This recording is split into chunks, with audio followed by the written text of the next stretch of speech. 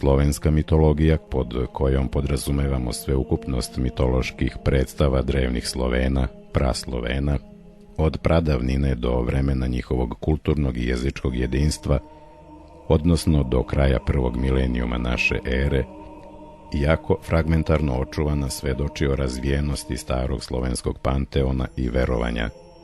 Do pre 10 vekova je među slovenskim narodima postojala celovita i u mnogome za sve jedinstvena mitološko-religiozna osnova i predstava o svetu i životu, čuvana i razvijana od praslovenske davnine. Danas su nam, između ostalih sa više ili manje pojedinosti, poznata božanstva najvišeg stupnja i njihova uloga u obrednim, pravnim, privrednim i vojnim pojavama određenih etničkih i plemenskih zajednica, kao što su Perun, Hors, Dažbog ili Dabog, Stribog, Simarglo, Mokoš, Veles, Svarog i Svarožić, Rujevit, Porevit, troglava božanstva Triglav i Trojan, sa 4 lica Porenut, svevideći Svetovid, Vid, zatim bogovi određenih godišnjih doba Jarilo, Jarovit, Geruvit, latinski, Kupalo, Kostroma, božanstva društvenih pojava, Radogost, odnosno Radhošt, proizvodnih sila,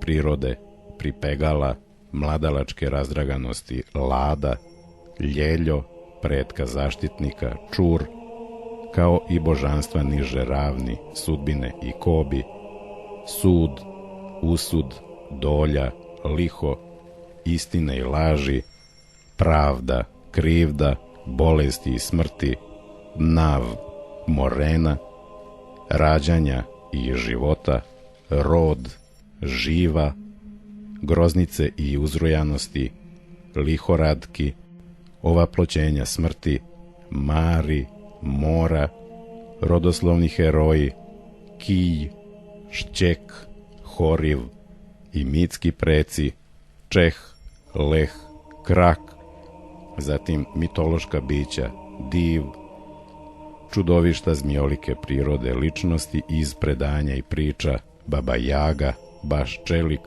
Gorski, vodeni i morski car, šumska majka, duhovi doma, domovije i drveća, lešije, rusalke, vile u životinskom obličju, medved, vuk i brojna vanprirodna bića. Sve je to naravno nalazilo mesta u starom slovenskom kalendaru, pa i delimično u novom hrišćanskom kalendaru.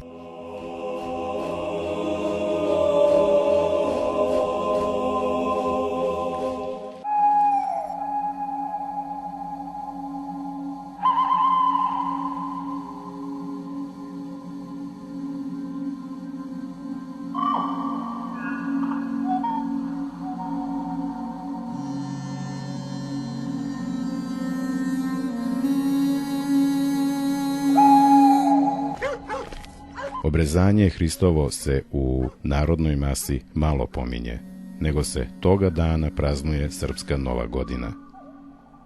Bogojavljenje se svetkuje kao vodokršće ili vodica, što je takođe zaostatak iz slovenske drevnosti.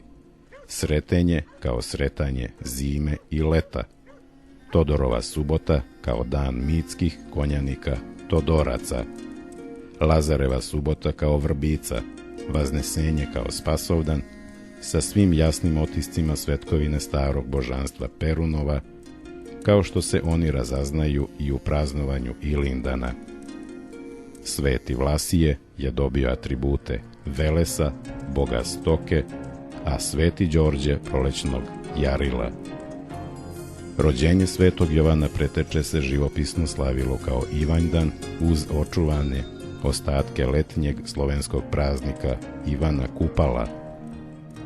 Preobraženje kao preobražavanje prirode i slično, a mnogi hrišćanski svetitelji su dobili više ili manje izmenjene narodne biografije. Uza sve to sačuvana je i slava ili krsno ime kao najviši znak etničke i hrišćanske osobenosti.